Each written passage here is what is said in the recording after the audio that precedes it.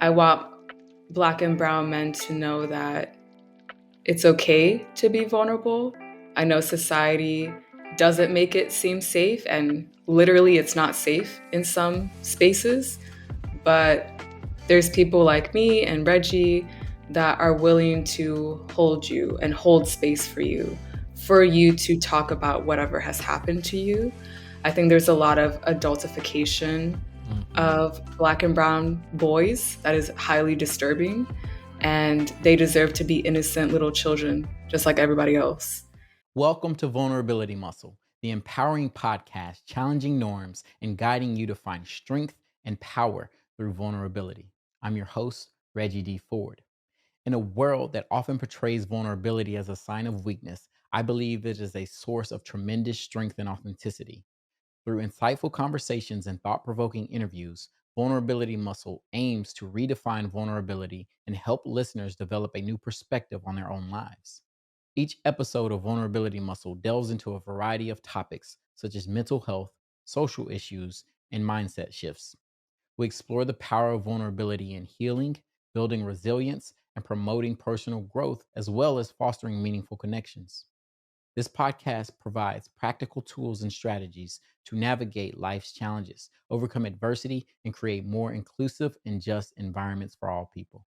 Hello, in this episode, we have Priscilla Maria Gutierrez. Did I say that right? Perfect. Yes, JD. She's a keynote speaker. She's a certified trauma recovery coach and a trauma survivor who empowers others to become cycle breakers. Her life purpose is to help others heal from trauma, overcome limiting beliefs, and create their best lives. As a sober, bisexual Latina woman with diagnosed mental illness, she shows up authentically to exemplify that recovery and healing is possible for all of us. I love that. I love that. Welcome, Priscilla. Thank you, Reggie. I'm honored to be here. Yes, it's an honor to have you. And I'll talk about how we met at a mental health conference at the Black Mhm. Mental Health Summit at Lane College last year. And we got to sit on a panel together and share some of our insights and some of our story. And I was just blown away by your story and how you have chosen to take your story and what you do with your life. So again, the honor is mine. Thank you, Reggie. Yeah, that was great meeting you. And I appreciate you also taking the time to learn more about my story by watching an interview I did on another podcast. So thank you. Absolutely. Well, I want to open it up with a couple of rapid response questions. So the first thing that comes to mind, don't try to think too hard on it, but you let me know what comes to mind. What is one thing you do to relax when you're feeling stressed? Sleep. Sleep. Oh, I, so healing. I could sleep all day. I feel that. When what comes to mind when you hear the word vulnerability? Strength. Strength. Mm. Strength. And then lastly, this is hard for some people, but what is one of your favorite childhood memories? I would say spending time with my brother. So, two like core memories I have are just me and my brother walking with my grandmother in Millbrae in San Mateo, California, and this lady asking for directions, and we had to tell her like she doesn't speak English. I don't know. It's such a random. I don't know why I really just love that memory because it's just like just us two, and then my grandmother, and then it's like one of the few memories where she like a good memory with her specifically. And then the other one was when we were moving out of our San Diego apartment to move to Pennsylvania. So they have like moving boxes. So my brother and I, we like got inside of them and like rolled down this little hill, just entertaining ourselves. Cardboard boxes. Yes. Kids being kids, right? Yes. Oh, I love that. I love that. Knowing that you are a trauma survivor, like myself, I want to just express. I expressed this to you before we got started, but also that if anything comes up that is too deep, too hard to process or go through, I hope that you can let me know that and express that to me, and we can cut it. We can pull out of that. But I want to create a safe space for you to share whatever you need to today. Thank you, Reggie. And I have a bad habit of getting lipstick on my teeth. So if I have it, please let me know. I got you. I Sometimes got people don't you. tell me. Yes, I got you. And if you see anything crazy over here, you do the same. Thank you. But tell me a little bit about how you got into the work that you're doing as a trauma recovery coach. So I went to school for sociology and Africana studies as an undergraduate. I am neither a sociologist or historian, and then I went to law school. I am not an attorney. So I definitely did not have any plans to become a trauma recovery coach or a speaker. And so, with that said, I've had this dream of speaking and kind of like being interviewed and sharing my thoughts since I was about 14. And that was after I read the autobiography of Malcolm X. And I loved that book. Like, it wasn't assigned in school. You know, they don't assign that in school, especially at the school that I went to. I just was drawn to it at Yeah. Barnes and Noble. I was like, I want to read about like civil rights. And I picked up that book, and my dad was like, yeah, you should read it, but let's check in after you read it, just to check in about some of his beliefs. And I just fell in love with his whole philosophy. I was drawn to. I was 14 at the time, so I didn't have some of the lived experience yet, but he himself struggled with substance abuse and lived a certain lifestyle that some might judge. And I'm just so inspired by how he was able to get himself out of there. And he really preached self education Mhm. and self help and also holding people accountable, especially America. And so I just love that. And so that really just lit a fire inside of me. But I was super awkward, super quiet. I did not belong in that school. And actually, this past weekend, I was in Connecticut and I haven't been there since I moved in 2006. So I lived there 2003 to 2006.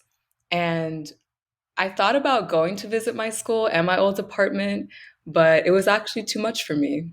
My mentor and the CEO of our speaking agency, he was like, I'll drive you, like I can take you. And I was like, I'll probably start crying. Like this is weird.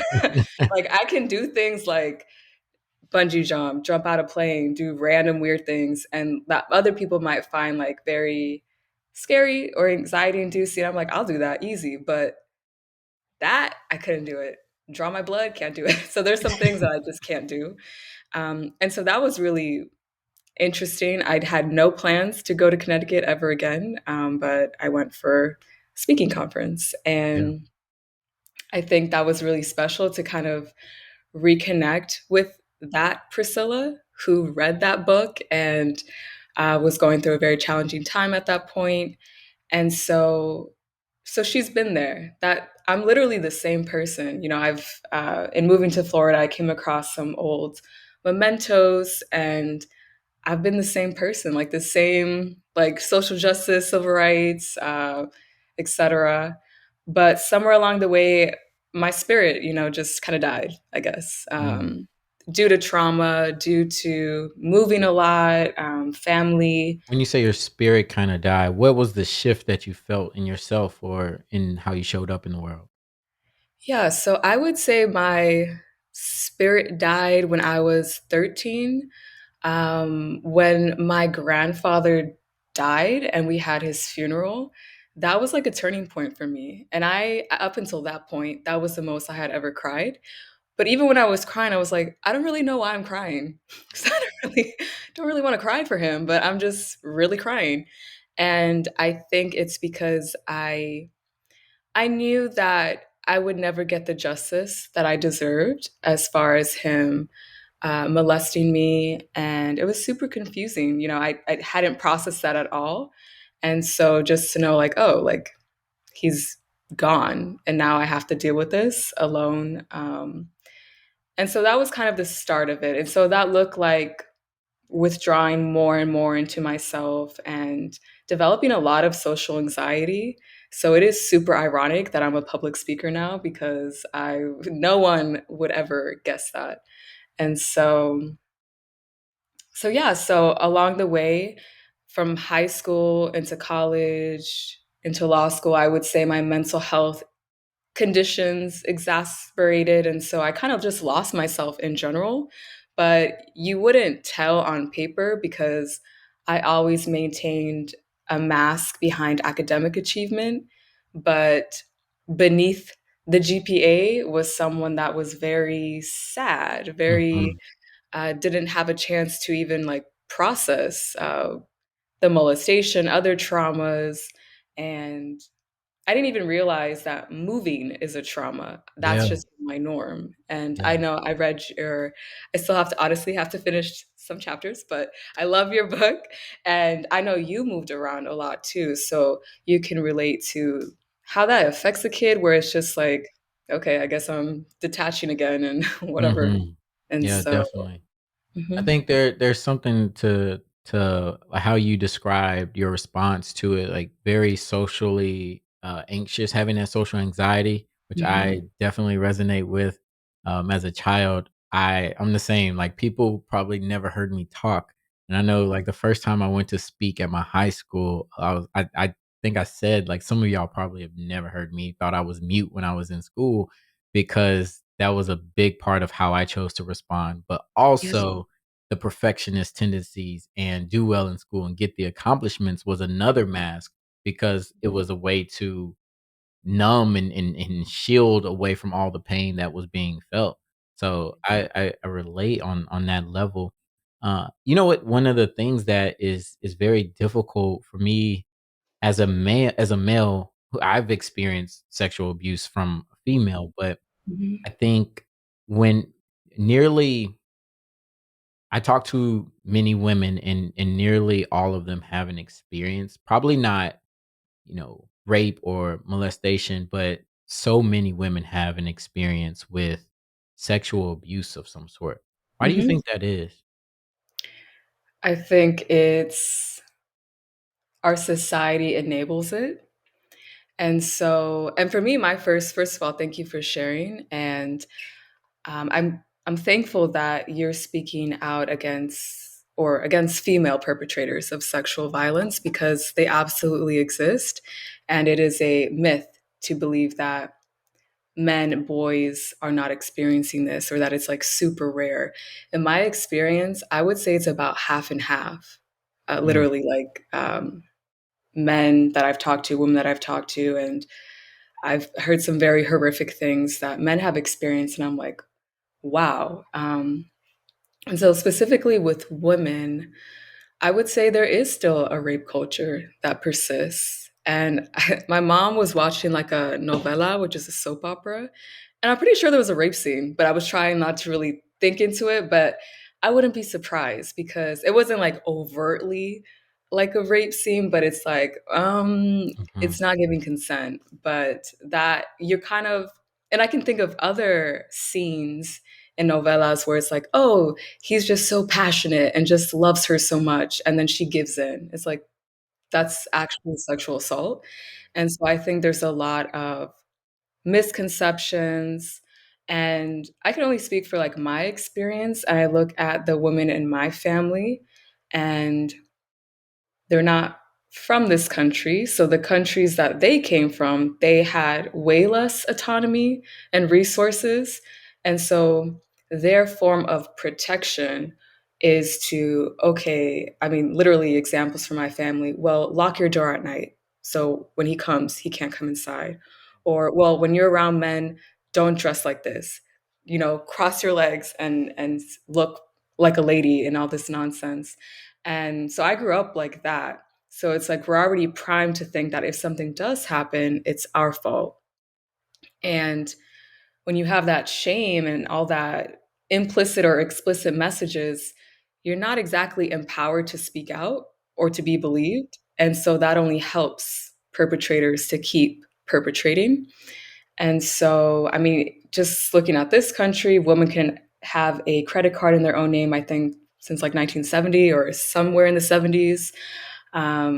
There's been a lot of sexism in this country. And so, literally, I mean, I don't think spousal rape was recognized for a very long time. Yeah. So, we have a long way to go. When we look at the statistics, I think it's like 5% of those that commit rape are actually incarcerated. The vast Wow. majority. Yeah, it's like very, very high that go free. And so Wow. that's very discouraging for someone. And then just look in the news, when Cassie came out, different people during the Me Too movement, just look at the comments and you like really Mhm. lose hope in humanity. Where you're just Seriously. like, do you really think that? Do you Yeah. really think that this person wanted to wait that long when it's actually the norm to close Absolutely. years later, if at all? And so I don't think our society presently uh, empowers survivors to even speak out, doesn't support them to get their justice. And if you go to other countries and other societies, it's even worse. There's some countries that I don't know how to say the name, but it's with an M, where they like force feed little girls to gain weight because like force feed and like isolate them because that's the idea of beauty is to, I guess, be a certain weight. Mhm. Um, there's, trigger warning, like genital cutting, Mhm. um, and they have different words for it, mutilation or cutting. Mutilation. Yeah. Yeah. Yeah, and I'm just like, "What the" like, It's I don't know, these wild. are the things that I look into, and so when I was watching some videos, because I really like interviews and I like Mhm. hearing stories, and so on YouTube, there's different female survivors talking about it, and I'm like, "This is so depraved and so vile when they really describe the extent, but in their society, their parents think, well, I'm doing this so that she's not ridiculed, so that she can find a suitable partner. And so it's It's very socially subjective. acceptable. Which Yeah. is so bad and so hard, and like you said, like, the amount of people the percentage of people who either never come out and say what happened to them or delay that admittance is huge, and, like, for me, being a man and I think this is, like, the reverse side of the culture that we have, being a Mhm. man who, was, sexually assaulted by a girl, Mhm.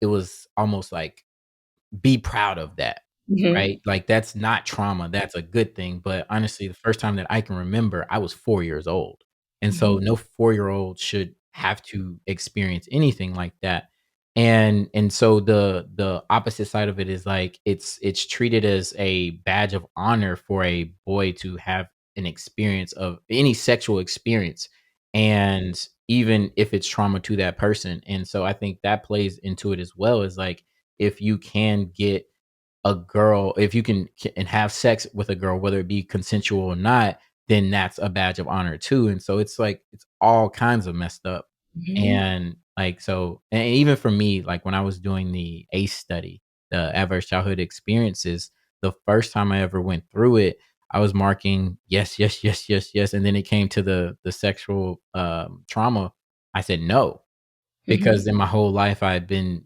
conditioned to think that that was okay. And Yeah. then it took me years to even admit that that is what Mhm. those experiences were, and to answer yes to that, having 10 out of 10 of those traumas.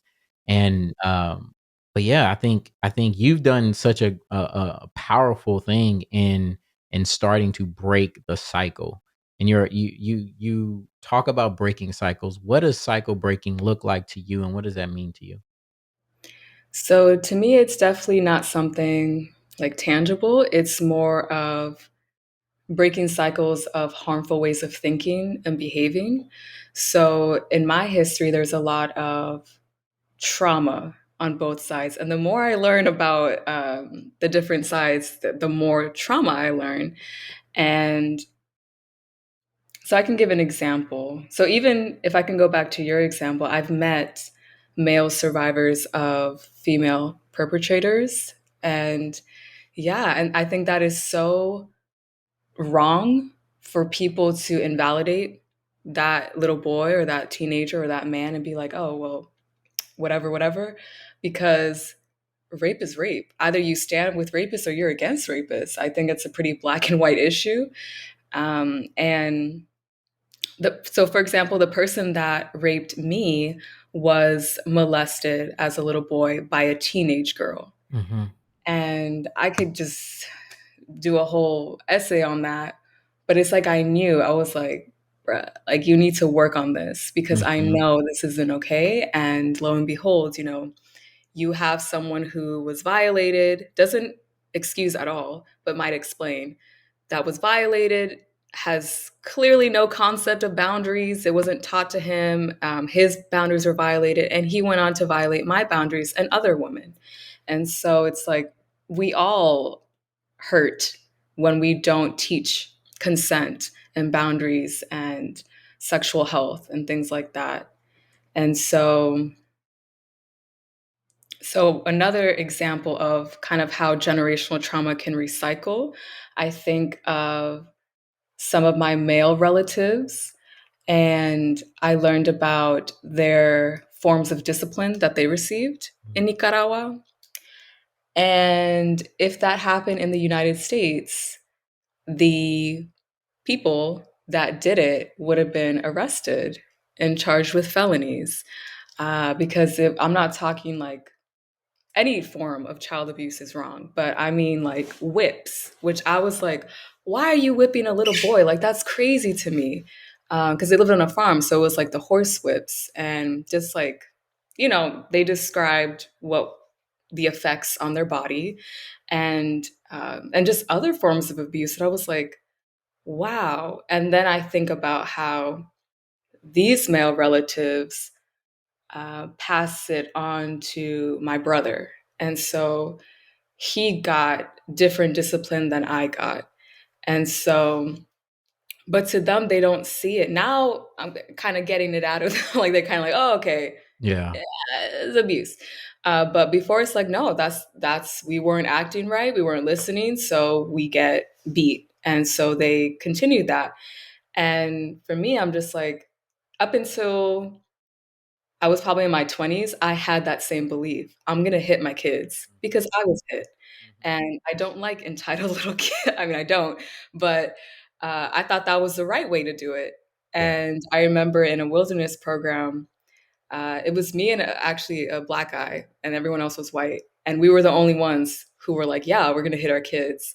And he was like, well, that really, something along the lines of, I mean, you ended up here, so obviously it didn't work. I was like, oh, wow. Wow. A little sassy. Wow. And so, yeah. And so but that never left me. I was like, he's right.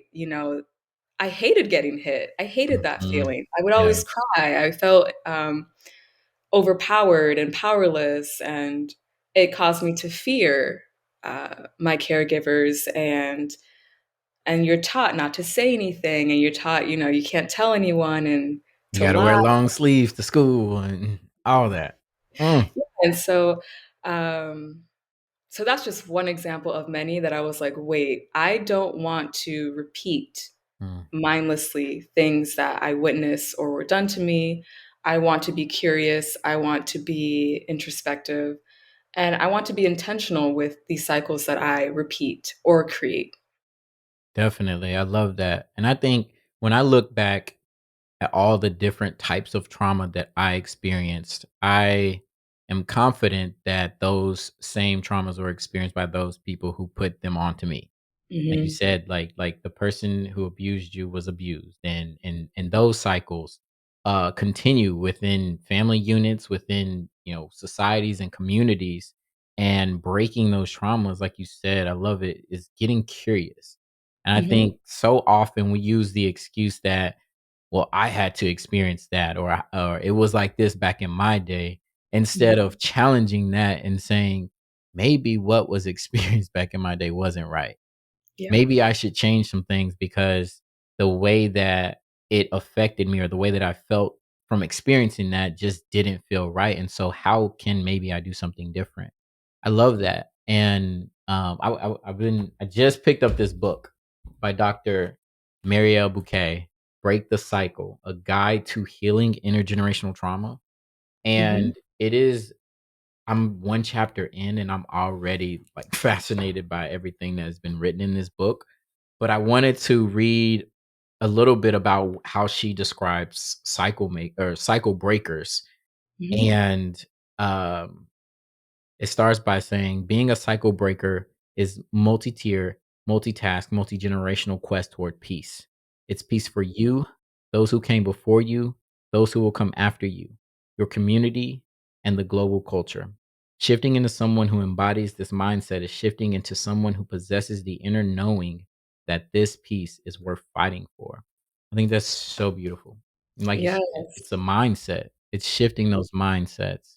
Mm-hmm. And I'm not too arrogant to think that, like, because I identify as a cycle breaker, breaking the curse of intergenerational trauma myself, Yeah. but not too arrogant or too naive to think that it started with me, right? Mm-hmm. Because even some of the traumas that generations before me faced, they were somehow trying to shield me from those, even if Mm-hmm. they perpetuated them.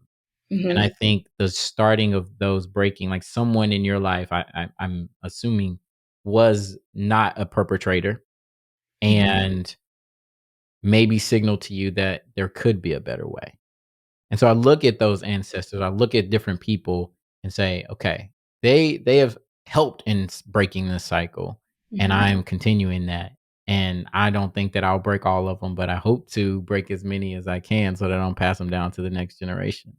Yeah, absolutely. And I like to remind myself that my ancestry is not just the people that I know of. And so, because for me personally, I was like, I don't want to ask my grandfather for advice. Why would I? I don't care what Yeah. he has to say, or other people. But I went to this meditation. She was like, you can call on all the healers that were in your lineage that you might not know of, and all the light Mm, workers. I'm like, I like that because yes. there's some, and I want them to help me. Yes, I love that. And another thing that you just brought up that this book talks about is the ancestral wisdom and resilience that you get. And I think you're speaking directly to that. Like, it's not all bad. We get a lot of wisdom from the experiences of our ancestors and through what we've gone through.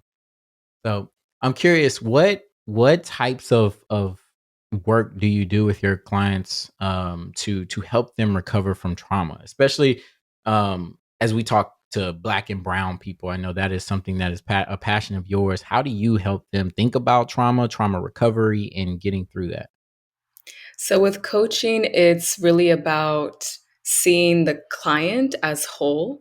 So if you're my client, it's like, okay, Reggie already has the answers that he needs. He has the wisdom, he has the creativity, the resilience, but does he know that? Or does he know how to implement that in his life? So it's a lot of curiosity, a lot of powerful questioning, and holding a safe space. So that's probably the biggest thing is just holding a space kind of like you are, where that person feels comfortable to be themselves. Because for a lot of people, they have never been able to say, like, this happened to me.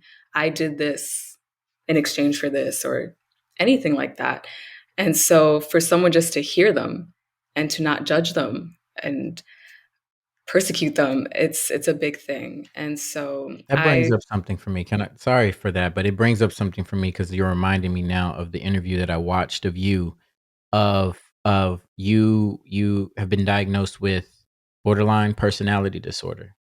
Mhm, And one thing that you mentioned that was so eye-opening for me was the uh, lack of validation that mhm. is received. Can you describe that or talk to that of the ways that you say it presented or manifested in a person who is bipolar borderline, sorry about that, borderline No personality? worries.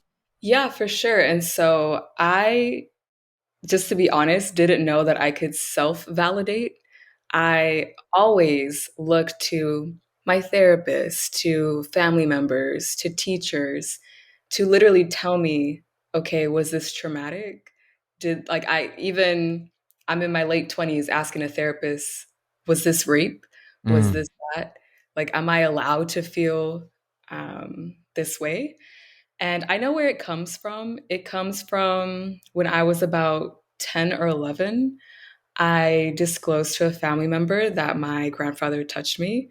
And unfortunately, this family member responded the best they knew how to. And unfortunately, that was through invalidating me and saying verbatim, that was not molestation. And then it was never talked about mm, until I brought it up again mhm. a long time later. And so initially I was relieved, like, oh, okay, false alarm. I'm a little girl. If this person that I trust says it wasn't, I'm like, okay, that was a false alarm. But after he died, like I mentioned previously, I was like, now I'm older. Now I know a little bit more about bodies and consent. He molested me, like, obviously. And so that just really planted a seed of pain and kind of like a lack of trust in myself. Because if I thought it was molestation, but then this person said it wasn't, so I was super confused and conflicted, especially as a little girl. And so up until that point, moving forward, I just did not trust myself to make sound judgments when it comes to people or situations, and that carried on with me until my adulthood. And now I'm at the point where I don't need someone to co-sign or approve if they think I was violated or if I have the right to be upset. I'm the one experiencing it. My body was there. Yes. I've literally had therapists say some really outrageous comments, um, and I had to tell them like, sorry. You can cuss. You can say whatever you said. Like you can keep it real. Thank you, Kathy. But it's just ridiculous that someone felt so entitled to tell me what happened to me. Oh, maybe you said this to this guy. Maybe you had literally saying this and just outrageous. And I'm so, sorry. thank you. And so it's really unfortunate because this is a therapist. So of all places, when you have someone debating with you, if uh, if you're allowed to describe it as sexual assault, it's like, what is this, and so that didn't help either. But once I was able to, when I fired that therapist, that was very empowering because that's how much I believed in myself, that Hmm. you're off your rocker and I'm going to tell you, I'm going to write you a letter and bullet point where you fucked up and why you know that I'm firing you, and just really trusting myself. That was a big deal to me. And so yeah, so it looked like Can you not. describe what borderline personality disorder looks like, feels like, and how you deal with that on a daily, weekly, monthly basis? Yeah. And so right now, I would say my borderline personality disorder is in remission because I haven't had any of those like episodes. So for me, mm, yeah. So for me, like my episodes tend to be a lot of intrusive thoughts. So, like, very racing thoughts, very just distraught, and my OCD kicks in, and I just have these outlandish scenarios that my mind plays, and I believe them. Doesn't help that I went to law school because I will literally, like, I will make a whole case in my head. Well, they're gonna say this. Let me check this statute. Let me, and it's just like, damn. And so I exhaust myself, Mm. but I am medicated. I actually have my little little Yeah. medicine. That helps a lot. So because I'm medicated, I'm in a much better place. But when I'm not, the last time I had my episode was when I was not medicated. Mhm. And so it can look like a lot of different things. There's no two people living with borderline that act or look the same. So my biggest response when I say that I was diagnosed is like disbelief. Like, there's no way. Like, you're so calm and chill and quiet. It's like, yeah, I am.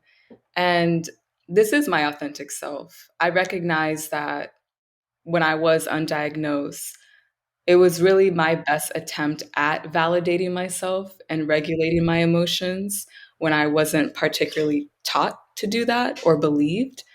And so it looked like a lot of impulsive behaviors. It looked like binge drinking, eating disorders, just high risk behaviors, not being really concerned with my safety, suicide ideation, things like that. And I didn't know that that all can be part of borderline. It's Mhm. just a lot of emotional instability. My quality of relationships were not good. Definitely had some unresolved abandonment issues. And I was very quick to just cut people off, like you're with me or you're against me. So a lot of black and white thinking. Definitely had some anger that would come out in different ways. And yeah, and so it's just a lot of emotional instability, is what I would say.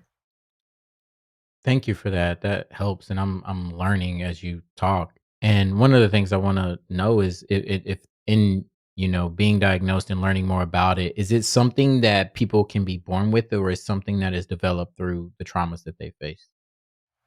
So I'm not a psychologist, so I'm not qualified to say for sure.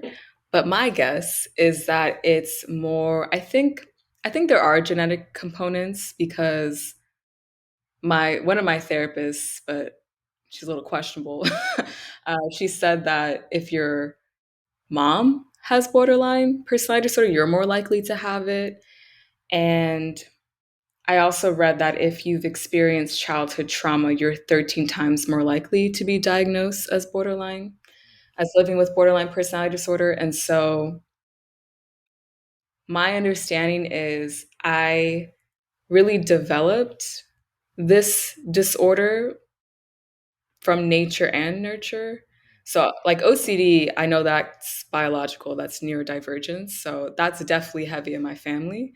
And I just had a lot of people, and I want to give them credit for, providing and instilling values in me, but a lot of people that didn't have the awareness of mental illness and mental health.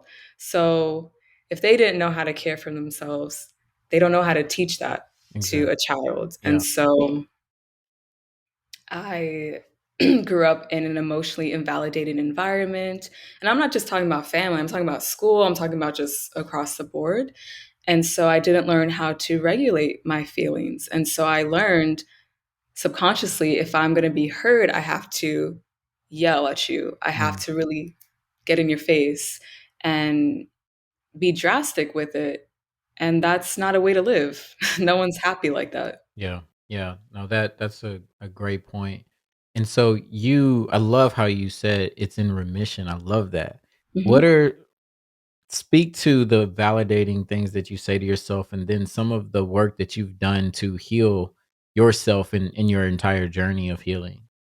Yeah. And so I do a lot of positive self talk, and my love language is acts of service. So I try to give that to me, whether Mhm. it's making the bed so I can sleep or having some good food.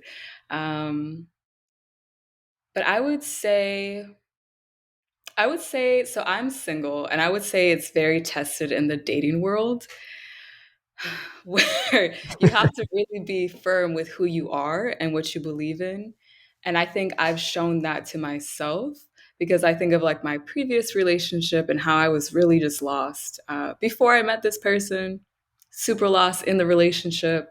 And it was really hard to heal from that. And so now I'm just like, no, we're not rescuing anyone. We're not playing rehabilitation center. Wow. We're not compromising. We're not covering up for people. Really just stand on your worth and believe that you will attract that person. Don't just settle and not settle in the sense like that person is like mediocre, but settle in that that's not your person. Mm. And so I've really been showing myself that. Mhm. No, that's powerful. It sounds like the level of awareness and the boundaries that you've set have increased for sure. Mhm. Yeah. You have a book. You have a book coming? You wanna talk about that? In progress. Yeah. Don't ask me how far I am. Yeah, yeah. It's definitely in progress, but I have a working title. I can tell you off camera, but it's definitely around breaking cycles, and I'm splitting it into 5 different parts, so kinda like 5 strong mantras or pieces of advice, and then inserting an anecdote that I've lived that illustrates the importance of that, as well as including, studies and little research to back it up Yeah. and some activities for people to really hone in on building those skills. I know it's a work in progress, but Do you mind sharing a little bit? One of the mantras, maybe? Oh, let me.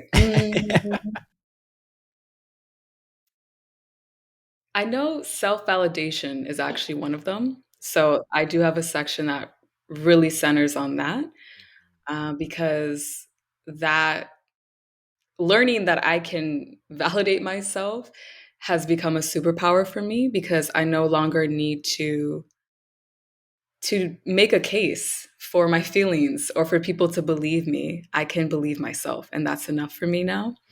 And I know I talk about part of that self validation is just being authentic. So I really stress authenticity. So as I mentioned, I went to law school, I graduated, and I knew I do not want to do this at all. And that was a big deal for me. And not a lot of people were excited with my decision because it's like, why would you do all this work and you can make good money and it can be secure? But I was like, I'm done literally living on autopilot and going through the motions. I'm going to start being authentic to me. Mhm. Even if I make less money, even if I don't have the prestige, I'm happier. And that Yeah. matters. Yes, yes. I love that. I love that. Oh, I cannot wait. I cannot wait. So please, when that drops, let me know. I will. I wanna speak back to kind of the work that you do now and ask what are some of the tips or advice that you would give to people who are, meeting barriers as it comes to trauma recovery or trying to get help? What are some of the things that you would tell them?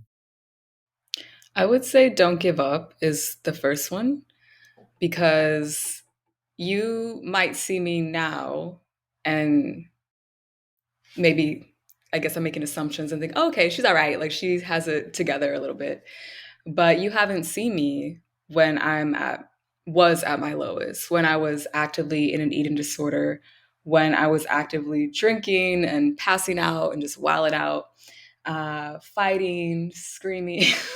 That's enough details, but like you didn't see me in those situations. So trust me when I say it can get better. It's not going to be easy. It's going to be a lot of work. I've done a lot of crying. I've done a lot of internal work. I've done a lot of therapy.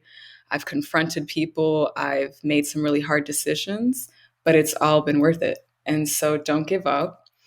And I would say part of healing is going to require, just in my humble opinion, to disclose to someone. You're not meant to do this by yourself. And I know it's terrifying to talk about any trauma you've experienced. Maybe you've already tried, like I did, and were invalidated, but keep trying. You can tell me. You can literally message, well, when you want to, but I'm just saying, if you have no one else, you always have me, you have Reggie, where we Yes. will hold space for you and we Yes. can direct you to resources. We don't have to be besties. I don't have to break bread with you to want to help you and love you. And so please tell someone. You don't need to take it to the grave. You don't need to keep it bottled in. I know, and I grew up with a lot of people saying therapy doesn't work and that's the past and you just got to let it go. Write it on a piece of paper and burn it and all these things. But that's cool after you process it Mhm. and you do the heavy work to actually feel it. You don't snap away the anger. You have to feel the anger, Yeah. let it out, validate it, punch some pillows or whatever that looks like for you. And then that's when you do the ceremonies like you burn the paper or Mhm. you put it in a jar and throw it in the dumpster. I don't know. But you can't skip that processing step. And so please find someone that you trust that you can start sharing. Mm. Yes, I love that, and I think that's the spirit of vulnerability muscle is knowing that you can get it out and that it's not a weakness to get it out. It's courage and it's a strength and it helps in that healing process. And in all transparency, today has not been a great day for me.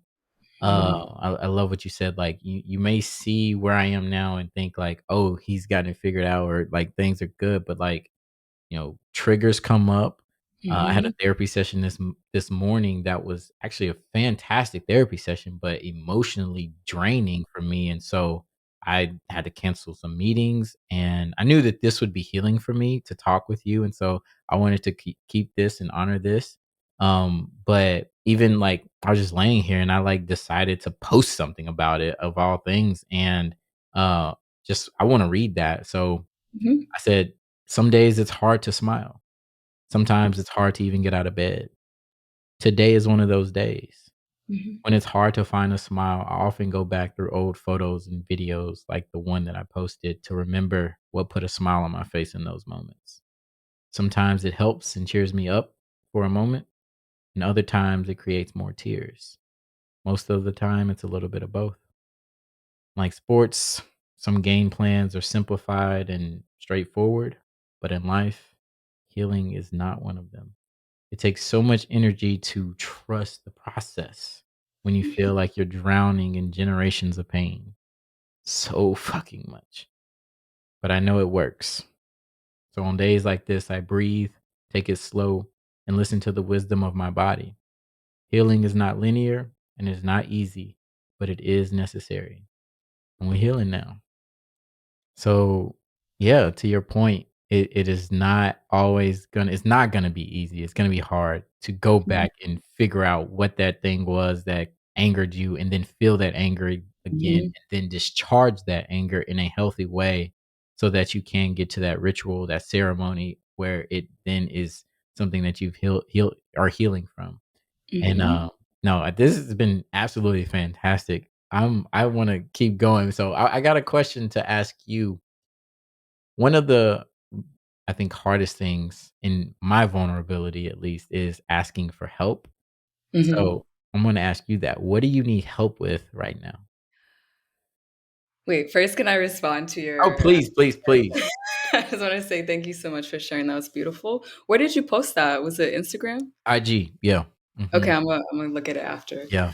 Because that was beautiful, and I appreciate you sharing. And it's the truth. It's the truth. Some days are going to be tough, and I appreciate you practicing self care and canceling those meetings and holding space for yourself. Mhm. Thank you. And what do I need help with? um, Let me think about it. Yeah. 'Cause I'm definitely someone who you watched my other interview where I have not been someone that asks for help. Mhm. The world Mhm. will be ending, and I will still show up. I will pass out, vomit out. Hyper Very independent. Yes. bad. Yeah.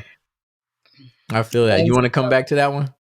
huh? You wanna come back to that one? Oh, okay, yeah, I'll think about Yeah. it. Think about that one. Alright. I put my If you could face have a conversation with anyone living or dead, who would it be and why? Lord. There's a few. So let me think out loud. I mean, Malcolm X, I love him. That's like Have my you seen the historical. MLK X, docuseries on I've watched it on Disney Plus. No, I haven't. Oh, you should check it out. I actually wrote a blog post on it after the first episode about spiritual bypass and the, um, distrust in mental health and even just the healthcare industry, from Black people because Mhm, of what something I seen in that episode from mhm. both of them. So it goes through MLK's rise and then Malcolm X's, but it's fantastic. You should check it out. Yeah, thank you. Yeah. So I would say him and just learning more about him and maybe what wasn't included in his book and his interviews and guidance. Mm. I would also want to talk to Selena. She passed away when I was like 4, 5. But I really love her. And I'm not really one into idols or she's probably the only one that I'm like, wow, I really love her. Because I just have such strong memories of her music since I was a little girl. And I just really feel that she was so authentic, just authentic, a trailblazer. And I just love her. Yeah. And then I kind of want to talk to my grandfather. Powerful. I like the hair snap. I like I had that. to release the, yeah, but I kind of want to talk to him because I'm not angry at him anymore. There was a long time that I really had to work through a lot of emotions. But I really, I really do think he was sexually abused based on circumstantial evidence, and it doesn't give him a pass or anything. But I kind of just want to know why, and that is what really hurt when he died because I knew I could never ask him. And maybe that's better because I don't think I would have asked him in a nice way. And so I just know in my and this is the thing though, like I know that he loved me, and that's really confusing. Like he Conflicting. really loved Yeah. me and my brother, and my mom. Like I loved him. I After my dad, it was him, as a father figure. And so that was super confusing. So I would kind of just want to know, like, ew, let me not talk too much, I'll start crying. But I'll probably just be That's like, okay to oh my cry. God, this vulnerability. Vulnerability. I would probably ask him if he really did love me, Mm, which is yeah, sad. yeah, yeah. That's deep. Yeah. I want to come back to it, see if you have an answer. What do you Thanks. need help with right now? Um, I think leaning into my okay. So I think tangibly, I want to start making different content on Instagram. I want to just very simple talk into the camera and just give like advice. So kind of like the advice that I give in coaching sessions and the meetings that I facilitate, where I constantly get positive feedback, like, wow, that was really helpful. So now just starting to make that more accessible and say it. So I think, and I've been wanting to do this, but I, don't, I haven't done it. So I think just that, tangibly making those types of videos. I think also just um, being patient. I don't know how you could help me with that, but Yeah. just holding me accountable to be patient and to continue to trust my inner voice because I still sometimes it's my nature to want to like rescue people. So my career choice is very fitting, but I don't need to rescue anyone. I just need to support people that want to be supported. So it's a problem for me when I try to or have this desire to fix someone that hasn't even done the work or may Mhm. not even be willing to do the work. So I have to like catch myself. Yeah, yeah, that's huge because that's gonna drain you if you don't. Like you going, oof. Okay. Is there anything left on your heart in this interview that you wanna share with the world before we close out? Mm. Well, I really love that you're holding this space. It means a lot to me to see Black and Brown men be vulnerable.